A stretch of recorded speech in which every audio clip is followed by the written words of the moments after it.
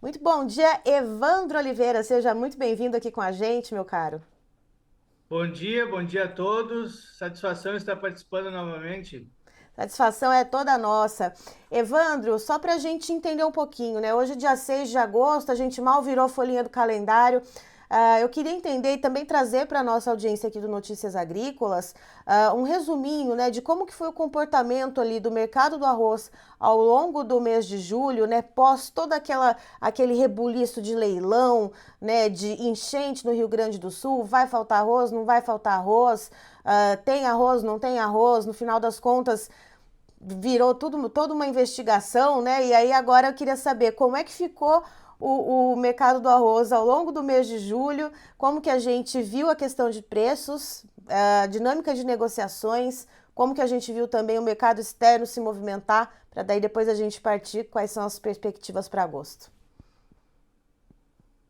Perfeito. Então, o mercado de arroz ele passou por todas essas turbulências nesse ano, né? Então, um ano de muita turbulência, um ano de muita incerteza, primeiramente com a questão climática, né? E disso eu não falo somente das enchentes, porque o mercado do arroz já vinha sofrendo com o clima desde a virada do ano, onde tivemos casos de ventos fortes e chuvas que resultaram no acamamento das lavouras.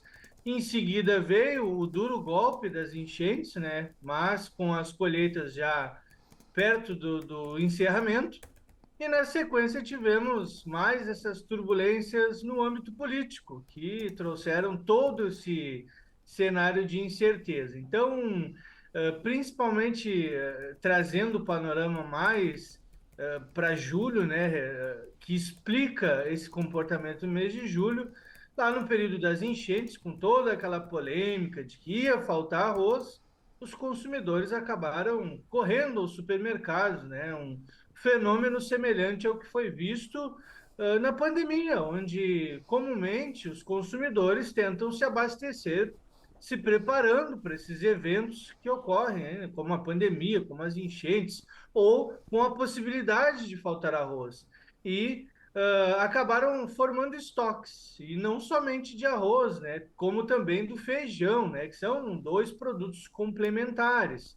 Então, por conta dessa formação de estoques dos consumidores nesse período, agora no mês de julho o mercado travou geral. Então, o mês de julho foi um mês bastante arrastado, com pouca coisa acontecendo, onde o arroz encontrou uma certa sustentação somente em uma demanda externa, né? Uma demanda externa retornando muito por conta da forte desvalorização do real. O real, que é uma das moedas com a maior desvalorização do planeta nesse ano de 2024. E agora, né, iniciando essa semana, chegando a ultrapassar a marca de R$ 5,80, os incríveis R$ 5,80, né? Perdeu força, obviamente, acabou voltando para os 5,70, mas esse câmbio tem ajudado o arroz com o retorno de uma demanda externa que estava concentrada nos Estados Unidos. Então, esse mês de julho um mês de fracas vendas, a gente tem que lembrar que é um mês de recessos, né, recessos escolares, e que acaba resultando em dificuldade nas vendas no varejo. Né? E tanto o arroz quanto o feijão são dois produtos que dependem de demanda interna. O arroz tem uma demanda externa, mas ele depende majoritariamente de uma demanda interna. Então, um mês bastante fraco, mas segue com preços firmes e com viés de alta e apostando em melhor demanda a partir desse mês de agosto. Evandro, o que você comentou agora, né, que eu até cheguei a anotar aqui, que a demanda, a sustentação, né, nesse mês de julho, ela veio em parte, né, da demanda externa, né, que acabou segurando esse rojão por causa dessa questão da formação de estoques aqui no Brasil. Aí, quando a gente olha para os principais players concorrentes do Brasil no mercado externo, a Índia, por exemplo, como é que eles estão de produção, como é que eles estão de vendas, né? Como que a gente consegue ir amarrando as pontas com os nossos concorrentes lá fora, né? Olhando para essa questão. Quando a gente fala de concorrente, concorrente direto, a gente tem que falar de Estados Unidos, né? Então, Ok. Estados Unidos é o nosso grande concorrente direto E temos que lembrar que eles vão entrar com a safra agora em setembro. Então, a nossa janela de exportação vai ficando cada vez mais curta. E a Uhum. tendência é de que os Estados Unidos venham com uma safra cheia agora em setembro, lavouras em ótimas condições, o que deve resultar em uma produção bastante abundante para os Estados Unidos, que nesse momento se encontra com preços de exportação na casa dos US$ 400 a tonelada, cerca de US$ 50 mais atrativos do que os nossos preços. Então, basicamente, nós temos somente o mês de agosto ainda para exportar alguma coisa, né? A partir de setembro, Estados Unidos retorna ao mercado e com campo aberto nas exportações. Agora, no continente asiático, que também deve entrar com a sua safra agora nesse restante de segundo semestre, né? Então, temos uma forte pressão baixista nos preços internacionais, agora nesse restante de segundo semestre. E sobre a Índia, se elevam as discussões de um retorno da Índia no quadro de exportações, né? Lembrando que a Índia está fora das exportações já há um bom tempo, o que acabou impactando significativamente o mercado externo, né, com a elevação dos preços internacionais, o que gerou uma pressão maior sobre o mercado da Tailândia, segundo maior exportador, e o Vietnã, terceiro maior exportador. E agora, nesse momento, começamos a ter uma maior probabilidade do governo indiano ceder com essa medida e retornar às exportações, né, por conta de um maior excedente de produção na Índia, né, maior, estoques mais confortáveis, o que geram preços, um alívio nos preços, que é a preocupação do governo indiano, né? Então se elevam as chances da Índia retornar ao mercado. Enquanto isso, os preços internacionais seguem lateralizados, né, com essa pressão de demanda sobre esses dois exportadores, a Tailândia e o Vietnã. Então, voltando a Índia para o cenário de exportação, aí sim nós poderemos encontrar uma queda mais contundente dos preços internacionais. Então, muita atenção sobre a Índia nesse momento e para nós, principalmente os Estados Unidos, né? Porque a partir de setembro teremos muito mais dificuldade no cenário das exportações. E Evandro, você citou, né, essa questão dos Estados Unidos, inclusive da competitividade, né, que eles estão ali US$ 50 por tonelada mais competitivos que a gente. Nós vimos ontem toda uma movimentação mais macroeconômica, né, envolvendo ali Japão, um temor de recessão nos Estados Unidos. No que isso pode resvalar na questão dos preços do arroz por lá e, por sua vez, também acabar esbarrando nos preços por aqui? Tem alguma relação, tem alguma chance disso acontecer? Por enquanto ainda é cedo para se falar, né? Mas um dos efeitos seria principalmente na moeda, né? Então, se o dólar sofrer algum impacto por conta dessa questão econômica norte-americana, e não só norte-americana, né? Lembrando que esse é um temor global. A China também entra nessa questão desse temor de recessão por conta de alguns eventos econômicos que tivemos recentemente. Então, o principal movimento, a principal preocupação seria em relação à moeda, né? Então, uma desvalorização ou valorização significativa do dólar poderia ter impacto nos preços do arroz nos Estados Unidos, né? Então, acabaria mexendo com as paridades, né? Então, poderia vir a beneficiar o Brasil também, se de fato isso viesse a acontecer, mas ainda são especulações, né? Foi uma segunda-feira muito conturbada, muitos economistas, né, ficam em cima do muro, então ainda é cedo para se falar sobre essa questão. Então, o que se mais discute nesse momento seria a eleição nos Estados Unidos, né? Muito tem se perguntado como que a eleição nos Estados Unidos pode vir a impactar o mercado do arroz, né? Então, temos a questão de que um dos candidatos, o Trump, né? Então, ele é mais voltado à questão da guerra comercial com a China. Então, com base nisso, já saberemos que teremos um embate dos Estados Unidos com o continente asiático, ali principalmente a China. E outra questão é que, para concorrer nessa guerra econômica com a China, temos a chance dos Estados Unidos desvalorizar o real. e aí sim tornando o arroz norte-americano ainda mais atrativo, dificultando a vida do Brasil um pouco mais. Então, acredito que nessa questão, primeiramente, seria em torno do mercado cambial, né? O que deixaria o produto norte-americano mais atrativo, dificultando a vida do Brasil ainda mais nas exportações. E falando em exportações, né, que você comentou que o mês de agosto agora é, vamos dizer assim, é que é o respiro que a gente vai ter para fazer essas exportações ganharem um pouco mais de fôlego, já que setembro os Estados Unidos devem entrar ali com o pé na porta com a safra de arroz. Quais são as perspectivas para as exportações de arroz do Brasil agora no mês de agosto? A gente já tem aqui um cenário um pouco mais desenhado, algo um pouco visível já de como que isso deve acontecer, de como que esse cenário de exportações brasileiras deve ocorrer, Evandro?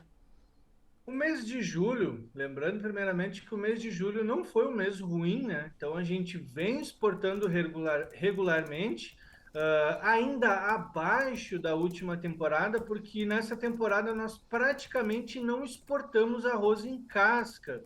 Exportamos alguns volumes, sim, volumes maiores de arroz branco e volumes ainda maiores de arroz quebrado, né? Que é a variedade que tem resistido nessa temporada, com uma boa demanda do continente africano e também demandas pontuais da Europa. Então, agora a gente começa a ver uma recuperação nessa demanda pelo arroz em casca e pelo branco, né? O arroz agulhinho, o famoso arroz agulhinho que a gente consome. Então, nos lineups agora do mês de agosto, nós já temos cerca de 100 mil toneladas já programadas para embarque no mês de agosto, enquanto as importações já começam a dar sinais de enfraquecimento, porque fica cada vez mais difícil importar com um dólar nesses patamares, né? Então, nós temos ali embarques para Senegal, para Gâmbia. Venezuela tem sido um grande comprador de arroz nessa temporada, já que o México praticamente não participou nessa temporada. Né? O México foi um grande comprador na temporada anterior, e nessa temporada temos a Venezuela, que vai resistindo ali, comprando bons volumes do Brasil.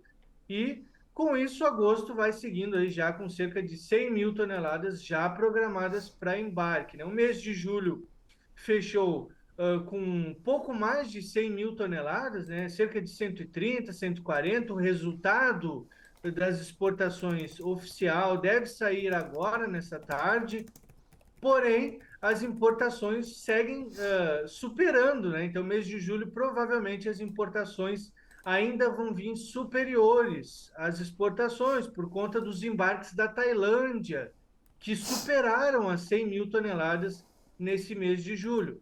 Então, agora, nesse mês de agosto, temos ali 30 mil toneladas para chegar da Tailândia, mas as exportações já superam as compras externas, né? Então, com mais de 100 mil toneladas. Então, o mês de agosto tem tudo para ser um mês de superávit na balança comercial do arroz.